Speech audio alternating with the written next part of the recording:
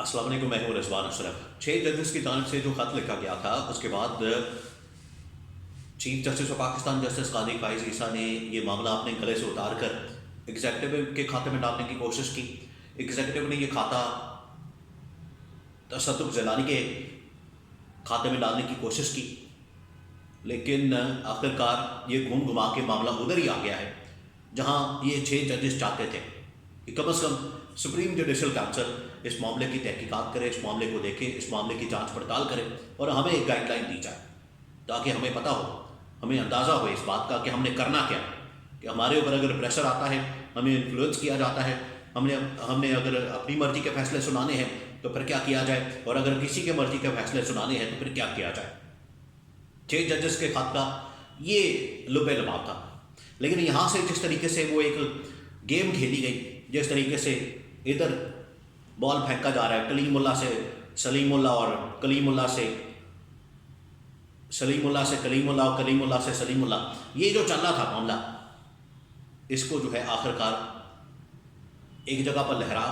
جا کے ٹھہرایا گیا ہے، لجایا گیا ہے، اور پچھلے تقریباً 24 سے 48 گھنٹے کے دوران یہ جو تصدق حسین جیلانی کو جس طریقے سے ایک بلی کا بکرا بنانے کی کوشش کی گئی، انہوں نے انکار کیوں کیا اور قربانی کا بکرا بننے سے انکار کر دیا، یہ انکار کیوں کیا گیا، اس بارے میں ایک خبر میرے پاس موجود ہے۔ اس کے علاوہ اسٹیبلشمنٹ آخرکار کیا سوچ رہی ہے، اس کے بارے میں بھی میرے پاس خبر موجود ہے، وہ میں آپ کے ساتھ شیئر کرتا ہوں۔ دیکھیں، سب سے پہلے تو یہ جو ایگزیکٹو کی جانب سے، حکومت وقت کی جانب سے اس معاملے کے اوپر جو مٹی پاؤ پروگرام کیا گیا، ان کی جانب سے جو اس معاملے کے اوپر مٹی ڈالنے کی کوشش کی گئی اور گونگلوؤں سے مٹی جھاڑنے کی کوشش کی گئی کہ بس اس کو انڈر دا کارپٹ پھینکے اور اس کی کوئی حیثیت نہیں، اس کی کوئی اہمیت نہیں، اور اس کو کسی طرح سے چھپایا جائے، اس کو میڈیا سے غائب کیا جائے اور یہ کسی طرح سے معاملہ بس کھلے نہ، کیونکہ ان کو نظر آ رہا تھا کہ اس کے اندر معاملہ جو ہے وہ عمران خان کی فیور میں چلے جانا ہے۔ میں آپ کو ایک اور بات بتا دوں کہ نون لیگ کے یہ فائدے میں اپنے لیے، ان کے اپنے فائدے کی بات ہے، کیونکہ نون لیگ پچھلے تقریباً 4-5 سال سے جو پوری کیمپین چلا رہی ہے، جو پورا ان کی جانب سے بیانیہ بنایا جا رہا ہے، وہ اسی چیز کا تو بیانیہ تھا کہ جی ججز کے اوپر پریشر ڈالا جاتا ہے۔ مریم نواز نے خود جو ہے وہ ایک ویڈیو چلائی تھی جج ارشد ملک کی، وہ کیا کی کہانی، بہت ساری یہی کہانی تھی کہ اس کے اوپر پریشر ڈالا گیا، اس کو پریشرائز کیا گیا۔ نہ صرف مریم نواز نے یہ کہا کہ بلکہ اس نے یہ کہا کہ یہ جج ارشد ملک کے اوپر پریشر تھا، اس سے جو ہے فیصلہ دلوایا گیا نواز شریف کے خلاف، بلکہ اور بہت سارے معاملات، ویڈیوز اور اس طرح کے ایشوز میرے پاس، ایویڈنس میرے پاس موجود ہیں جس میں یہ ثابت ہوتا ہے کہ ججز کے اوپر پریشر ڈالا گیا۔ تو مریم نواز اور نواز شریف کا تو اپنا بیانیہ یہ تھا، شہباز شریف کا بیانیہ اپنا یہ تھا، یعنی کہ تینوں جو ٹاپ لیڈرشپ ہے نون لیگ کی یا شریف خاندان ہے، وہ تو خود پچھلے 4-5 سال سے 6 سال سے یہی بیانیہ بنا کر چل رہے ہیں،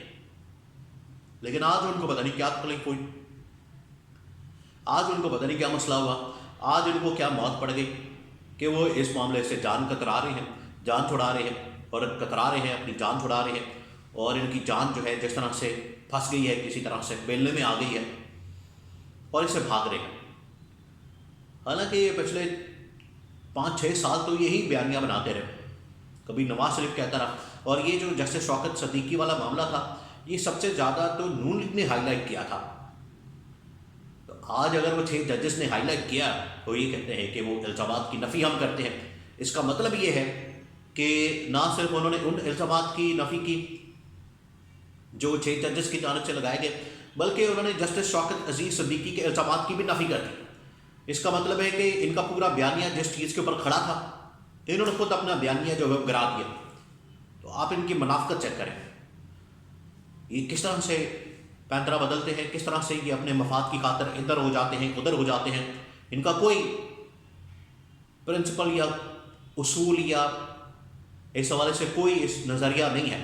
صرف اپنے مفاد کی خاطر یہ کسی کو بھی استعمال کر سکتے ہیں، وہ چاہے جج کو ان کے ہتھے چڑھ جائے، بیوروکریٹ کوئی ہتھے چڑھ جائے، اسٹیبلشمنٹ ان کے ہتھے چڑھ جائے، جب بھی یہ استعمال کریں گے اپنے مفاد کے لیے، اپنے فائدے کے لیے، اپنے ہمیشہ انٹرسٹ میں یہ استعمال کریں گے۔ یہ جسٹس شوکت عزیز صدیقی پچھلے 7 سال سے اس واقعے کو اور یہ جج کی پوری تقریر کو، معاملات کو اپنے فائدے میں استعمال کر رہے تھے. لیکن آج جب وہ 6 ججز نے کہا ہے کہ وہ شوکت عزیز صدیقی والا معاملہ اس کو بنیاد بنا کے آپ نے ہمارے معاملات کو دیکھنا ہے، تو انہوں نے نہ صرف جسٹس شوکت صدیقی والے معاملات کو مسترد کر دیا بلکہ ان 6 ججز کو بھی مسترد کر دیا. تو آپ اس سے ان کی منافقت دیکھ سکتے ہیں. دوسرا پھر انہوں نے تصدق جیلانی کو پکڑا. تصدق جیلانی بھی اصل میں حکومت وقت کی طرف سے یہ نام نہیں آیا، یہ اسٹیبلشمنٹ کی طرف سے نام آیا. تصدق جیلانی سابق چیف جسٹس رہ چکے ہیں، اور جب کلبھوشن یادو کا کیس معاملہ سامنے آیا تھا، انٹرنیشنل کورٹ آف جسٹس میں جانا تھا، تو یہاں پاکستان سے نمائندگی کے لیے انہوں نے اس وقت بڑی لابنگ کی تصدق جیلانی نے جانے کے لیے کہ مجھے ٹور مل جائے گا، TADA مل جائے گا اور وہاں پر جا کے میں کیس لڑوں گا. تو اس وقت تصدق جیلانی کو بھیجا گیا، وہاں پر بیمار پڑ گئے، پتہ نہیں کیا ہوا ان کے ساتھ، خیر وہ سب کچھ ہو گیا. آج پھر ان کو سامنے لایا گیا کہ اب آپ نے کوئی رستہ نکالنا ہے اور ہمیں اس معاملے سے نکالنا ہے.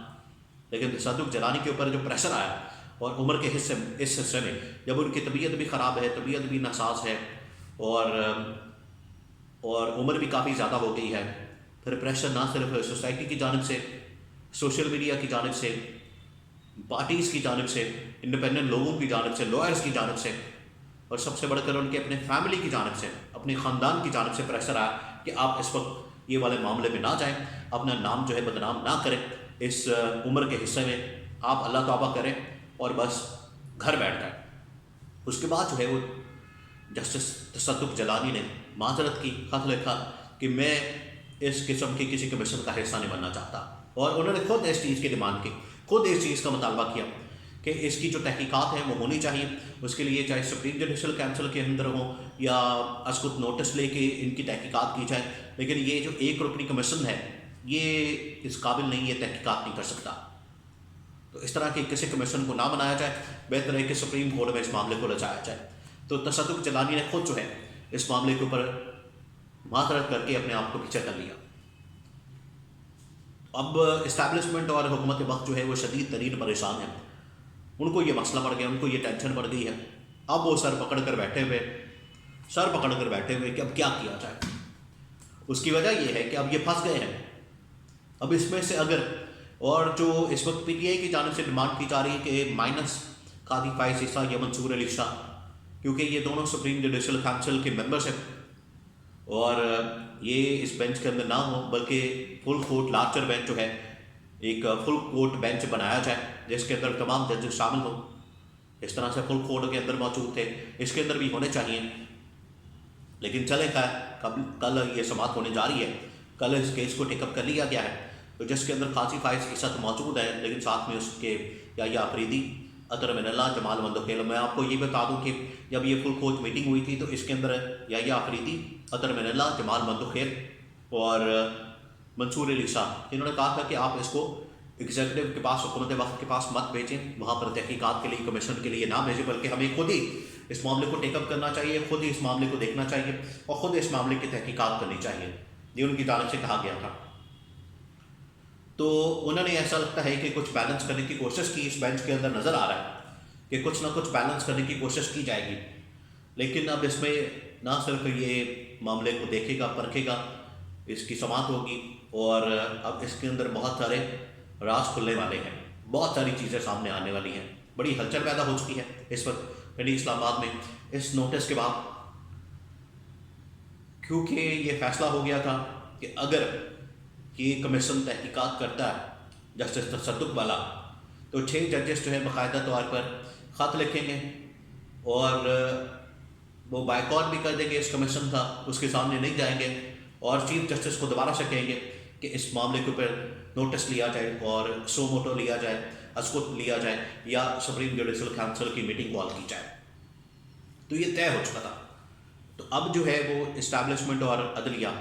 وہ آمنے سامنے آنے جا رہے ہیں، کیونکہ عدلیہ کے اوپر جو حملہ ہوا ہے، یہی اصل میں اعتراض اسٹیبلشمنٹ کی جانب سے کبھی کبھی کیا جاتا ہے کہ جب ہمارے اوپر حملہ ہوتا ہے تو ہماری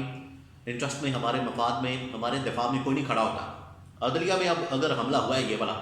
جس کا یہ کیس سامنے آیا، تو سب جو ہے عدلیہ والے اکٹھے ہو گئے اور کس طرح سے بھاگ اور دوڑیں لگی ہوئی ہیں. لیکن اسٹیبلشمنٹ کی یہ ہمیشہ سے شکایت ضرور رہتی ہے. تو اب یہ اس کے پیچھے پوری کہانی ہے. اور تصدق جیلانی، انہوں نے اچھا کیا خود ہی معذرت کر لی، ورنہ یہ ایک رکنی کمیشن کیا کر پاتا؟ کچھ بھی نہیں کر پاتا۔ تو یہ اب 7 رکنی بینچ بن گیا ہے، یہ 7 رکنی بینچ اب کل سے سماعت کرنے جا رہا ہے، لیکن اس کے باوجود پی ٹی آئی نے بھی اس کو ریجیکٹ کیا، اور پارلیمنٹ کے اندر بھی